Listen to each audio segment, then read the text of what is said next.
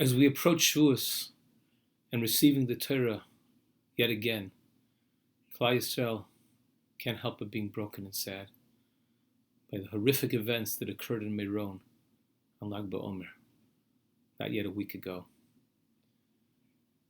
And although we can't begin to understand what happened, the Darkei Hashem and Nistarim, the ways of God, are hidden from us.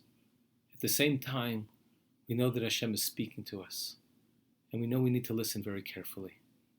Perhaps there are certain hints here as to something that we can understand, something we can take from it, something that we can gain chizuk as we go on. And we look at the day Lag BaOmer. What was Lag BaOmer? The Gemara tells us that was the day that Talmidei Rabbi Akiva Pasek Misosim, that the deaths of the Talmidim Rabbi Akiva ended, 24,000 Talmidim. It came to an end. It was a day of Yontif, a day of celebration that Baruch Hashem, Klal Yisrael was now about to begin to rebuild and restore itself. Rabbi Akiva would go to the south and raise up a whole new generation of Tanoim to carry on the Messiah of Torah. But before that, we have to understand, what was this death all about? Why was it such a misa ra, as the Gemara says, askara, which is a slow, painful death of choking that these Talmidim suffered? Why? No kolo, no kovid zelazeh. They didn't have cover for each other. Why is that deserving of such a horrific death? Perhaps to understand, we need to look at the Mishnah in Avos. The Mishnah tells us, Ezu chacham halomi mikol adam. Who's the wise man, the one who learns from everyone? Ezu gibor kovish es yitzra. Who is the one who is strong, the one who is able to control his inclination? Ezu osher, who's wealthy, samech bechelko, the one who's happy with what he has. Ezu hu mechuber and chabres abris. And who is honored? The one who honors others. And the Mishnah seems to be somewhat incongruous, because the first three, the Chacham, the Gibor, the Samech Bechelko, all involve doing something for himself. A person learns, he's a Chacham. A person controls himself, he's a Gibor. A person is happy with what he has, then he's wealthy. But how is it a Mechuba, the one who is honored, is the one who honors other people? What's he doing for himself? What does it say about him? And yet the Mishnah is even more difficult to understand, because the Mishnah brings a pasuk from Shmuel. The pasuk says, Ki mechabdai achabed. The Rebbeinu Shalom says, the one who will honor me, I will honor him. What does the Rebbeinu Shalom fit into this Mishnah? We're talking about a person being mechuber himself. We're not talking about the kavod Hashem. We're talking about the kavod for a person. So why does Hashem say, he who honors me, I will honor him? Perhaps the Tana is telling us the following, that a mechuber, someone who's honored, someone who honors others. Why?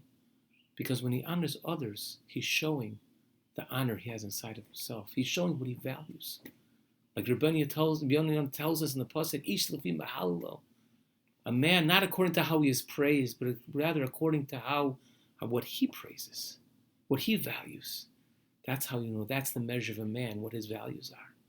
And when I honor somebody else, when I'm mechabres abris, then I'm mechubad. I'm revealing and reflecting the honor inside myself.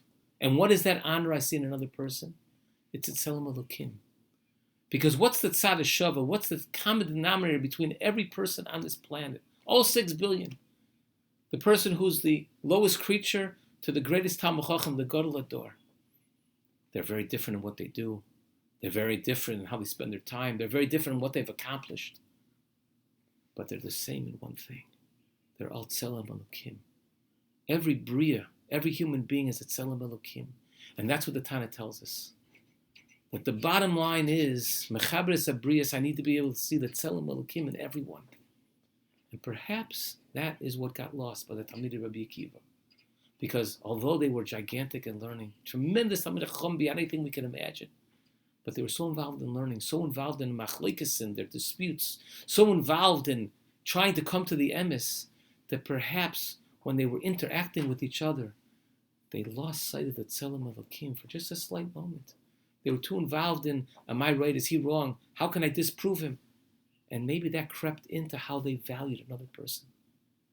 And the Tana is telling us that the bottom line is, no matter what, no matter in our pursuit of truth, no matter in our pursuit of doing the right thing, in accomplishing, etc., the bottom line is, we need Mechavres Abrius, we need to see the Tzelem Elokim.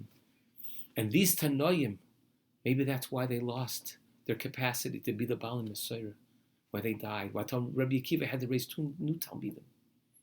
Because if that Tzelem Elokim is lost, if I can't see that every moment in another person, then that's what Torah is built upon. The greatness of Torah, the depth of Torah, the infiniteness of Torah, the Kedusha of Torah.